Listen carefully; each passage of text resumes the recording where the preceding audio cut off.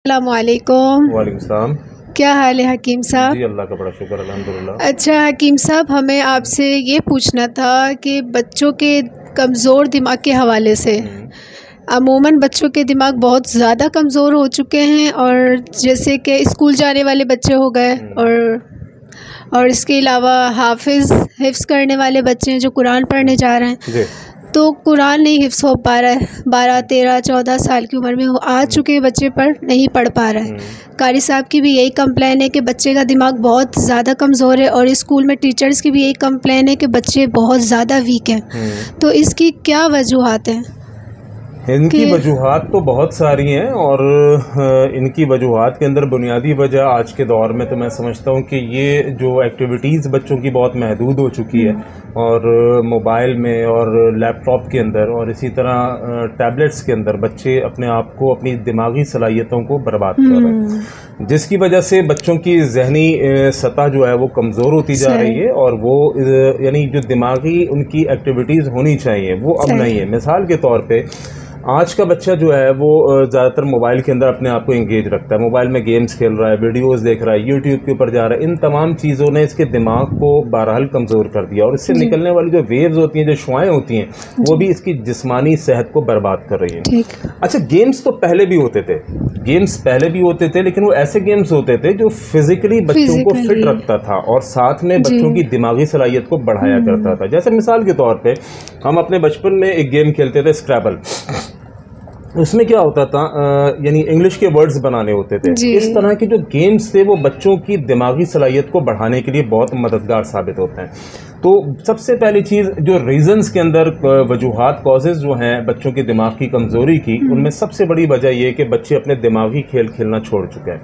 लिहाजा बच्चों को कोशिश करनी चाहिए कि माँ बाप को खुद को इनको गेम्स खिलाएं, बिल्कुल खिलाएं, क्योंकि बच्चा अगर सिर्फ पढ़ाई के अंदर ही मुब्तला रहेगा और पढ़ता ही रहेगा और जनाब उसके पास कोई एक्टिविटीज़ नहीं होंगी, तो वो यकीनन उसका दिमाग वर्किंग में नहीं आएगा और वो एक अपने अंदर एक अच्छा चेंज महसूस नहीं करेगा। तो आप बच्चों को खेलने का मौका दें, लेकिन खेल ऐसे हों जो उसकी फिजिकली एक्टिविटीज़ के ऊपर हों, यानी भाग दौड़ के खेल हों, दिमाग को चलाने वाले खेल हों। तो ऐसे खेल आप बच्चों को ज़रूर खिलवाएं, इनसे इंशाल्लाह। बच्चे भी तो आजकल चेंज हो चुके हैं कि बच्चे, माएँ कहती हैं खेलो तो बच्चे कहते हैं मोबाइल दें हाथ में। हाँ, तो ये तो फिर माओं का कसूर है, घर वालों का कसूर है, क्योंकि बच्चे की हर बात मानने की नहीं होती। बच्चा कई चीज़ें ऐसी जिद कर रहा होता है जो कि वाक़ईतन हम समझते हैं कि अच्छी नहीं है। तो इनके दिमाग को बढ़ाने के लिए, दिमागी सलाहियत को बढ़ाने के लिए तिब के अंदर बहुत सारे ऐसे नुस्खे मौजूद हैं जो आप अगर बच्चों को खिलाएं, किसी आदमी को खिलाएं, क्योंकि अमूमन सिर्फ बच्चों की ये कंप्लेन नहीं होती कि उनका हाफ़्ज़ा कमज़ोर है, या फिर हिफ्ज़ कुरान वाले बच्चों का सिर्फ ये मसला नहीं होता कि उनका हाफ़्ज़ा कमज़ोर है। नॉर्मल ज़िंदगी के अंदर एक आम बंदा जो कि बड़ी उम्र का है, 25, 30, 35 साल, तो यही बात है कि जब बच्चों को माएँ कहती हैं कि बेटा आप इतने वीक है, तो कहते हैं मामा आप भी तो भूल जाती हैं। आप भी तो बातें भूल, बिल्कुल बड़ा आदमी भी भूल जाता है। तो इसके लिए मेमोरी को तेज़ रखने के लिए कुछ नुस्खे मैं आपको बता देता हूँ, अपने नाजरीन को बता देता हूँ, उन नुस्खों को आप नोट कर लीजिए। तो लेकिन सबसे पहली चीज़ याद रखिए कि सिर्फ सारा दारोमदार नुस्खों पर नहीं होना चाहिए। मैं मिसाल एक देता हूँ कि एक बॉडी बिल्डर है, उस बॉडी बिल्डर को आप रोज़ाना 10 पराठे खिलाएं, रोज़ाना उस बॉडी बिल्डर को आप 10 पराठे खिलाएं, लेकिन वो एक्सरसाइज ना करे। फिजिकली जो उसकी एक्सरसाइज है, जो उसने जिम में जाके करनी है, वो एक्सरसाइज वो ना करे और 10 पराठे वो रोज़ खाता रहे। तो आप क्या समझती हैं कि उसकी सेहत बेहतर होगी? उसकी सेहत और ख़राब हो जाएगी, बल्कि वो जो है वो जिस्मानी तौर पर बहुत फैट हो जाएगा और फिजिकली तौर पर बिल्कुल लागर हो जाएगा। उस बॉडी बिल्डर को जो अपनी सेहत का ख्याल रखने के लिए 10 पराठे अगर खा रहा है, 2, 4, 5 पराठे मिसाल के तौर पे खाता है, तो उसको साथ में प्रैक्टिकल जो एक्सरसाइजेज हैं वो भी करना पड़ेंगी। अगर कोई शख्स ये चाहता है कि नुस्खों से मैं ठीक हो जाऊं और बाकी सब कुछ भी मुझे ना करना पड़े, तो बहरहाल ये फिर एक फजूल सी बात है। नुस्खाजात तिब के अंदर मौजूद हैं। तो नुस्खा तो माएँ देती हैं, बादाम वो पानी में डाल के भिगो के रात भर, और सुबह मैं नुस्खा बता रहा हूँ आपको। लेकिन नुस्खे से पहले मैं बताना चाह रहा हूँ कि सिर्फ नुस्खे के ऊपर दारोमदार ना किया जाए, डिपेंडेंट ना हुआ जाए, बल्कि नुस्खों के साथ उनकी दिमागी सलाहियत को बढ़ाने के लिए उन बच्चों को खुले माहौल के अंदर छोड़ें आप, ठीक है? उनको एक ऐसी जगह पे लेके जाएं जहाँ पे ग्रीनरी हो, सब्ज़ा हो, वहाँ पे बच्चे भाग दौड़ करें, ना कि सिर्फ लैपटॉप के ऊपर लगे हुए, सिर्फ मोबाइल के ऊपर लगे हुए, तो वो तो उनके लिए और नुकसानदेह। दूसरा एक काम जो माँ बाप को करना चाहिए, बच्चे अमूमन सवालात करते हैं, ठीक है।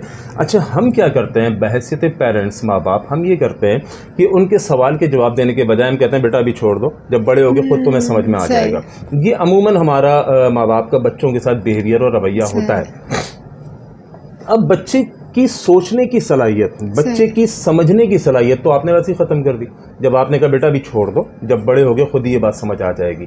अब जब बच्चा आपसे सवाल कर रहा है, आपका काम है कि आप बच्चे को पूरी तौर पर मुतमईन करें, बच्चे को अच्छी तरह से समझाएं उसके सवाल का जवाब, इससे भी उसकी जहनी जो सतह है वो खुलेगी और उसका जहन तेज़ होगा। बहरहाल नुस्खे की तरफ अगर हम आते हैं, चूँकि हमारा जो चैनल है उसके अंदर हम नुस्खे तो बताते हैं लोगों को, और एक अच्छा और मुफीद नुस्खा, दो नुस्खे इस हवाले से मैं आपको बताऊँगा। एक नुस्खा थोड़ा सा महंगा होगा, ठीक है, अब हर बंदा अफोर्ड नहीं कर सकता, हर बंदे के लिए अफोर्ड करना थोड़ा सा बहरहाल मुश्किल हो जाता है, इसलिए इसके साथ एक सस्ता नुस्खा भी ऐसा मैं आपको बताऊंगा जो दिमागी सलाहियत को बढ़ाने के लिए बहुत बेदार है। पहले एक थोड़ा सा कॉस्टली नुस्खा है लेकिन इतना ज़्यादा महंगा नहीं है। 50 ग्राम आप बादाम को ग्राइंड कर लीजिए, बादाम 50 दाने उसको आप ग्राइंड कर लीजिए, 50 दाने बादाम उसको ग्राइंड कर जी 50 दाने। अखरोट ले लीजिए आप कोई 20 ग्राम, ठीक है, 20 ग्राम अखरोट, उसको भी आपने ग्राइंड कर लेना है। इसी तरह आपने खशखाश लेनी है 20 ग्राम। इन तीनों चीज़ों को पाउडर बना लें और पाउडर बनाने के बाद किसी बॉक्स के अंदर महफूज कर लें।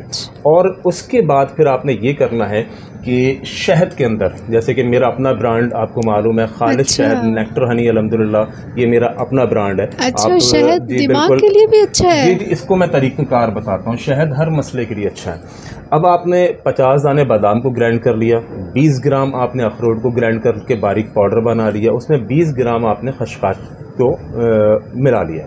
ये तीनों चीज़ें पाउडर हो गई, इनको आपने मिक्स किया और तकरीबन आधा किलो शहद वो आप ले लीजिए। शहद खालिस हो, शहद खालिस हो और छोटी मक्खी का हो, ये सबसे बेस्ट है। अल्हम्दुलिल्लाह हमारा अपना काम है, मैं अपने नाजरीन को भी ये बात बताता चलूँ, शहद हम पूरे पाकिस्तान में के अंदर भेजते हैं, तो जिसको चाहिए हो तो वो हमसे कांटेक्ट कर सकता है। अब ये आपने नुस्खा जो बनाया है ये आपने आधा किलो शहद के अंदर मिक्स कर दिया। 1 चम्मच सुबह खाने का चम्मच अगर बड़ी उम्र का है, और अगर बच्चा है कोई यानी स्कूल गोइंग बच्चे जो होते हैं अमूमन 8-10 साल के, तो उनके लिए 1 टीस्पून, ठीक है, ये आपने दूध में, हल्के गर्म दूध में मिलाना है और आपने बच्चे को या बड़े को सुबह शाम दे देना है। डोज का फ़र्क है, बच्चे को 1 चाय का चम्मच, बड़े को 1 खाने का चम्मच, तो इससे हाफजा आपका बहुत तेज़ हो जाता है। ये अगर आपको लगता है कि थोड़ा सा महंगा नुस्खा है कि इसके अंदर ड्राई फ्रूट्स भी यूज़ हो रहे हैं, इसके अंदर जो है वो शहद भी यूज़ हो रहा है, तो आपको बहरहाल ये अगर महंगा लगता है, लेकिन एक बात याद रखिएगा, बड़े बूढ़े कहते हैं कि जितना गुड़ डालोगे उतना मीठा होगा, तो ये नुस्खा बहुत कारआमद है।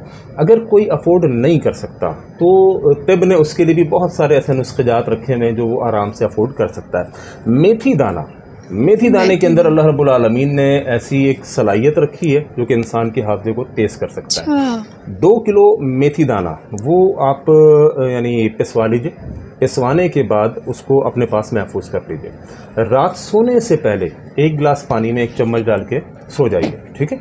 सुबह उठ के उसको आप जो पानी है वो जिसमें आपने 1 चम्मच मेथी दाने का डाला है पाउडर, वो आपने उठ के पी लेना है। अगर आपको कब्ज़ रहता है तो वो मेथी दाना भी आप खा लें, आपके दिमाग के हाफजे के साथ आपका कब्ज़ का मसला भी जबरदस्त, बहुत अच्छा। तो तीसरी एक चीज़ है, उसका नाम है रॉयल जेली। अच्छा, ये भी शायद होती है लेकिन आजकल मिल बहुत कम रही है, ये ज़्यादातर बाहर ममालिक से। रॉयल जेली तो बहुत कम लोग जानते हैं। हाँ, रॉयल जेली को बहुत कम लोग जानते हैं। रॉयल जेली भी मैं इस प्रोग्राम के तवज्जुह से अपने नाज़रीन को बताऊं, ये मलका मक्खी का शहद होता है, जो बी क्वीन होता है ये उसका शहद होता है और ताकत के एतबार से आम शहद से बहुत ज़्यादा ताकतवर होता है, ठीक है। मिलता कम है, बल्कि आजकल कलील है, आजकल नहीं मिल पा रहा है क्योंकि इंपोर्ट वगैरह के सिलसिले बंद हुए हैं, इन सब वजूहात की बिना पर ये मिल नहीं पा रहा है। तो रॉयल जेली 1/4 टीस्पून अगर बच्चा है तो उसको आप दे सकते हैं, ½ टीस्पून बड़ा है तो उसको आप दे सकते हैं।